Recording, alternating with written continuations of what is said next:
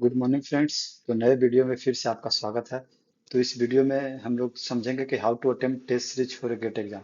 क्योंकि previous video में हम लोग समझ चुके थे कि कौन कौन से बुक फॉलो करना है, क्या क्या स्ट्रेटर्जी होना चाहिए बुक का, इस सिलेबस क्या है, गेट क्या है। तो सारे मैं वीडियो बना दिया हूँ।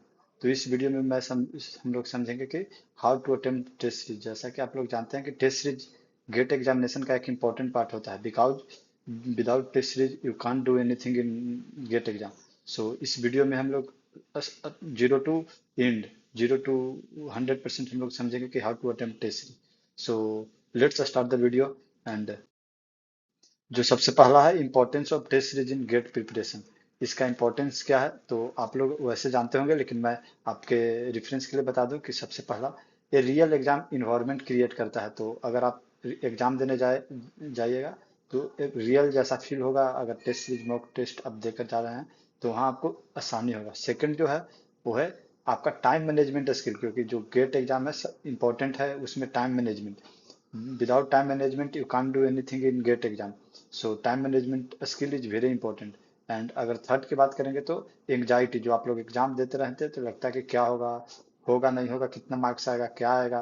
तो सारों को ये रिड्यूस करता है। एंड फोर्थ में बात करेंगे तो आपका जो स्ट्रेंथ क्या है, कौन सा सब्जेक्ट स्ट्रांग है, कौन सा वीक है, तो ये आइडेंटिफाई करता है। तो ये कुछ पॉइंट है। और सबसे जो लास्ट एक्यूरेसी, सबसे इंपॉर्टेंट एंड सबसे लास्ट जो मैं आपको बता रहा हूँ कि एक्यूरेसी इससे मालूम चलता है। एंड अगर नेक्स्ट पार्ट की बात करेंगे तो कि प्लानिंग कैसे करना है, प्लानिंग कैसे करना है टेस्ट सीरीज को अटेम्प्ट करने के लिए। प्लानिंग जो सबसे इंपॉर्टेंट होने वाला है अटेम्प्टिंग का टेस्ट सीरीज, तो प्लानिंग के बारे में हम लोग जानेंगे इस वीडियो में।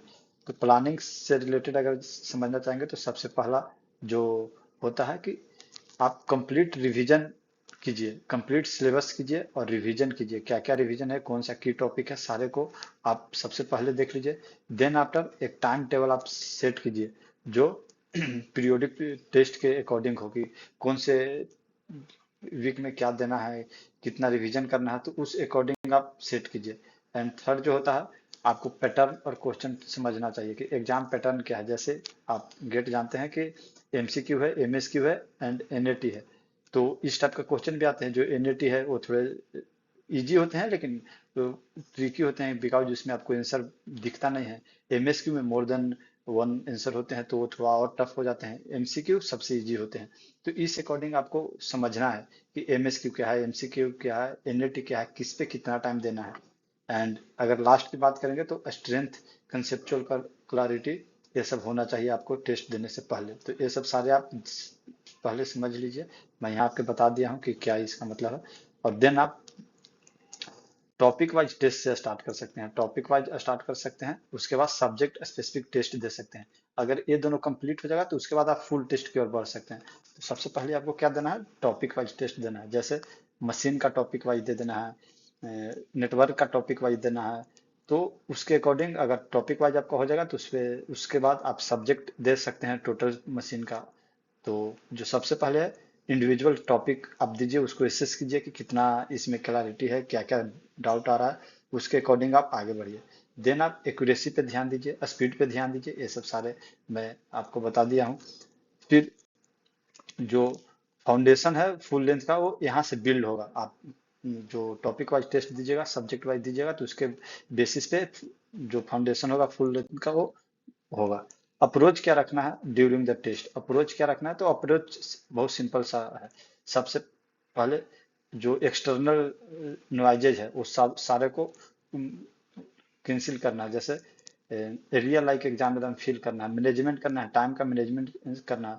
जो सबसे इजी क्वेश्चन है उसमें भी जो 1 मिनट में बनने वाले हैं, जो कम टाइम लगेंगे, उसको सबसे पहले आपको अटेम्प्ट करना है।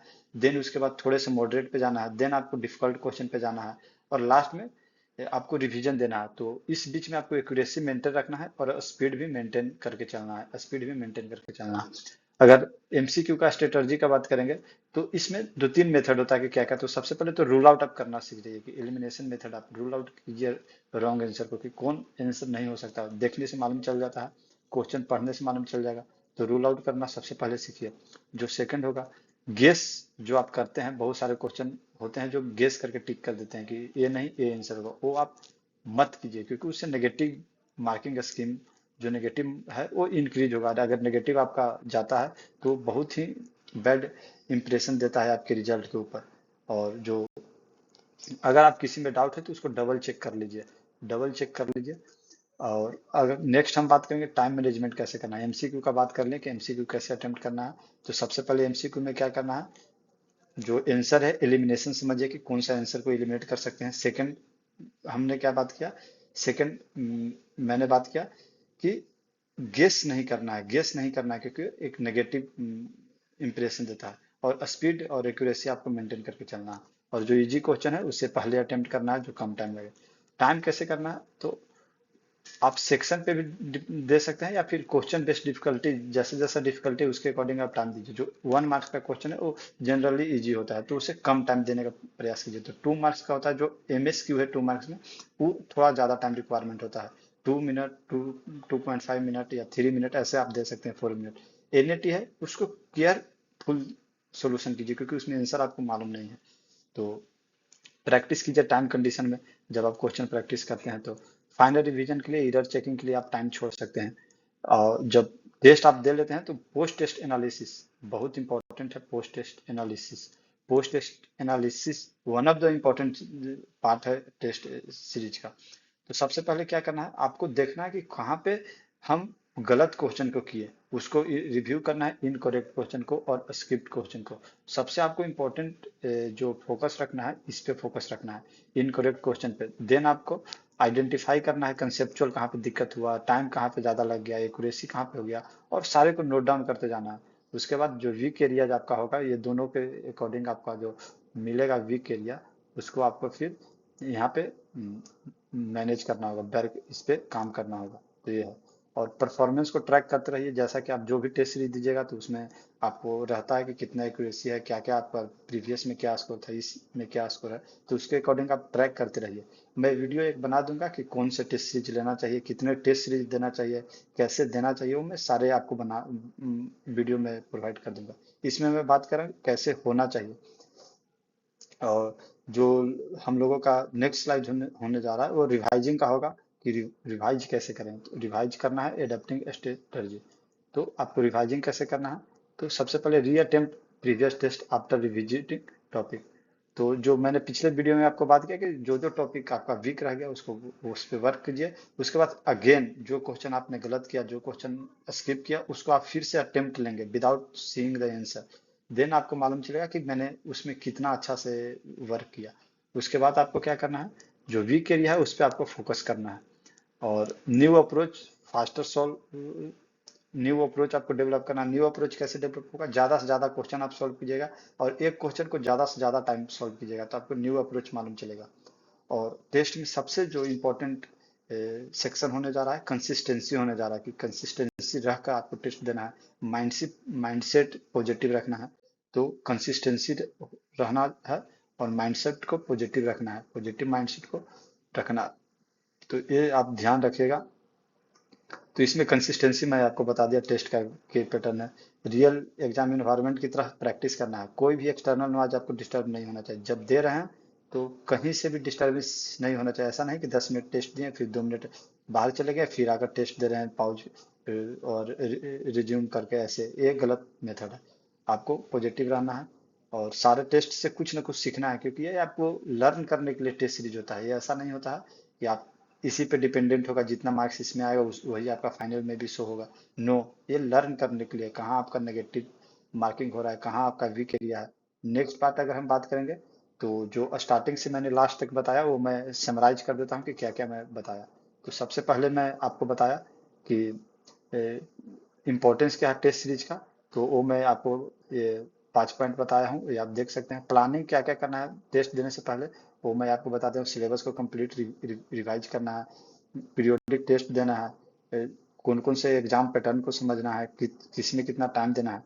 और टेस्ट कैसे स्टार्ट करना है, तो सबसे पहले टॉपिक वाइज से टेस्ट स्टार्ट करना है, उसके बाद सब्जेक्ट वाइज पे जाना है। उसके बाद अगर ये दो आप कर लेते हैं तो एक बेस बन जाता है आपको फुल टेस्ट के लिए। उसके बाद आप फुल टेस्ट दे सकते हैं। अप्रोच कैसे करना है, तो सबसे पहले इन्वायरमेंट आपका अच्छा रखना है, ऐसा नहीं कि डिस्टर्ब हो जाए।